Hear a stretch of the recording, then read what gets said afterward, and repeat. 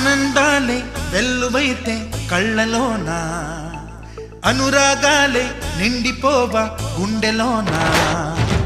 ఆనందాలే వెల్లువైతే కళ్ళలోనా, అనురాగాలే నిండిపోవా గుండెలోనా. మమతల మాలలు తెచ్చి ఆ కలతలనే చెరిపేసి, ముంగిట ముగ్గులు పెట్టి గొప్పెమ్మల కొలువే చేసి, మనమంతా చేరి ఆడి పాడే వేళ సంక్రాంతి పండుగ చేద్దామా.